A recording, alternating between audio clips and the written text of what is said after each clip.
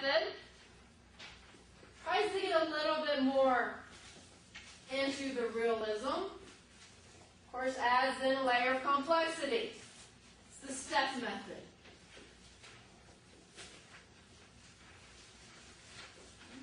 That chart you have is the same for all three methods, so you just have to get your notes. Well, step method. Put that here.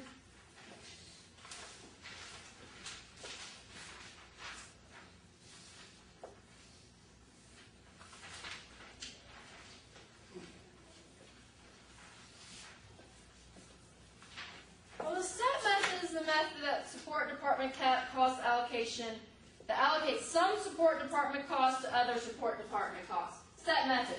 One support department cost is allocated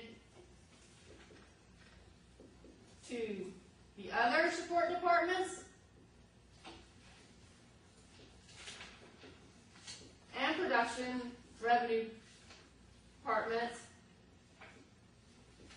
Then remaining support departments are just allocated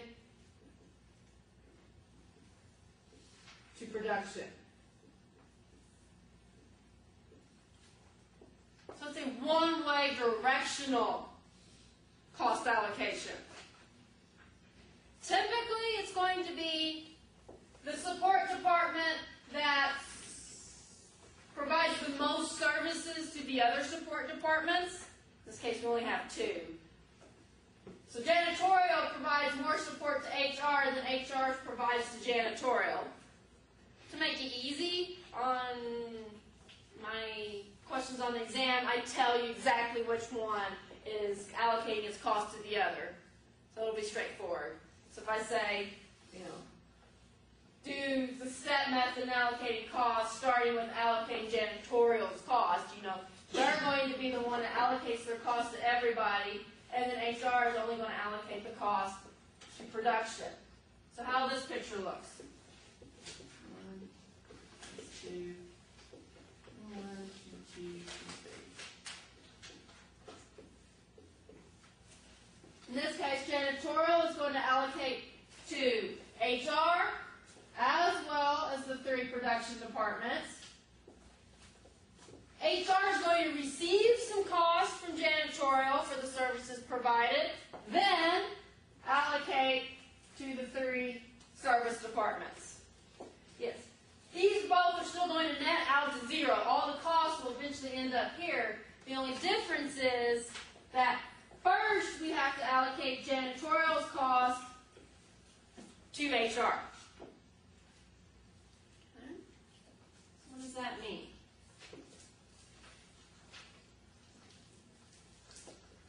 We're going to ignore HR's time spent supporting janitorial, but we're going to keep what janitorial supports HR. So we're going to start with this allocation.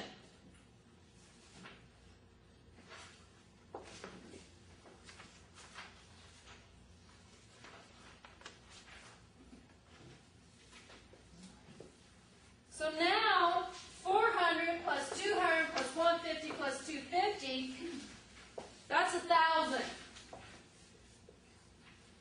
This, we're ignoring this 200, this is still then the 800 as our base.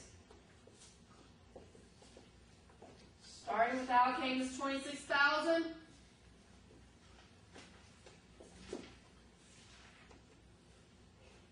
%40 of the time is spent. 40% of janitorial's time is spent with HR, working on HR. 20% on chocolate chip cookies. 15% on other cookies. 25% on brownies. Comes to 26,000.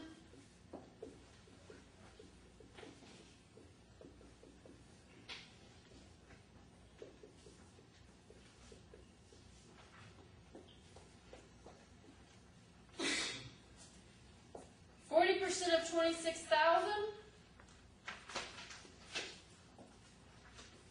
is 10,400.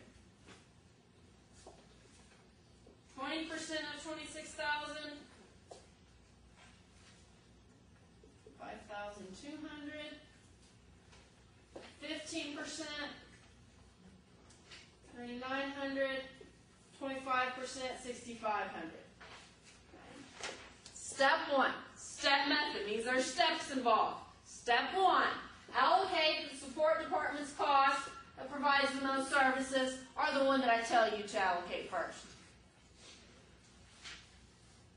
That was janitorial. We allocate janitorial cost first because it's allocated to everybody. If we had 15 support departments, it would be allocated to every one of those along with the production departments. So what this means is this 10,400, it's going to be added to S1's own cost to be allocated out to P1, P2, and P3. As I said, this has to eventually be allocated out so it'll be 0 in S1. If we're putting 10,400 into S1's cost bank, well, we have to take 10,400 out. So now instead of 100,000 allocating, we're going to allocate 110,400 to just the production departments. So step 2, take the other support departments and allocate their cost to production departments.